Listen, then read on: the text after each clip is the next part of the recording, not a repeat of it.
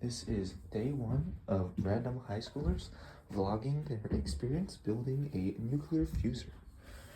You'll notice this is our shed. It's a little run down, it's kind of old, but we set this up in roughly around an hour or two. We got a light up here, we have a light over there, and this extension cable runs all the way to the house, which should give us enough power that we need. We also have like an outlet over there. And so I'll just go through a quick rundown of our materials. This is our chamber, and you'll notice like it's covered in duct tape. Underneath this duct tape is actually roughly 99.9% pure lead, which is around 1/8 of an inch thick. And these are all just sheets that we bent around and then covered in duct tape. It's a little late, but we're starting vlogging now. You'll see there's a webcam down here where we will view the fusion reaction happening. And you'll notice, hey, there's not a lot of materials, right? We just got duct tape, we got a drill, we got some screwdrivers, got a wrench. It's not that much stuff. Where's the other stuff, like the high voltage? Where's that? And that's actually in our garage. We are here in the garage. This is where our main components are. It's a little messy because we just got everything. But here is our main AC to DC converter. You'll see we have some outlets here. It's open right now, so we had to replace some parts because it's quite old, but it should be up and running soon. We have another 12-volt DC power supply here, and of course you can't forget our Harbor Freight voltmeter.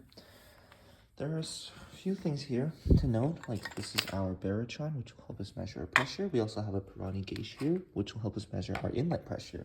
Then we got this beast right here, which is a pump. We got this beast right here, which is an oil diffusion pump, and this will connect back to the chamber you saw there. And some other essential components, like the viewport, you know, our caps and whatever. This is our high voltage. We are not too sure if we could possibly use this, and this is probably our biggest factor that we will have to change. So we're hoping we could rewire and use this to get our high voltage. This is our feed through here. Here it is. We have tungsten. We're gonna create like a tungsten mesh and put an aluminum tube to cover that. But the main issue is we need to figure out how to get this to work. So we're kind of noobs at this. So yeah. Besides that, we also have an aquarium pump. This is solely just to cool our oil diffusion pump. And besides that, there's some other random components like, you know, stuff we need for tubing, stuff we need for like the connections, whatever. You know, like this here, which will connect to our vacuum chamber. So it's literally just a bunch of electrical stuff. Not necessarily everything is here so far, but this is a very good general idea of what we will need for the fusor. And we will update what materials we have and how we use them later on, but this is our initial starting point for day one. I'd also like to take this opportunity to introduce the team.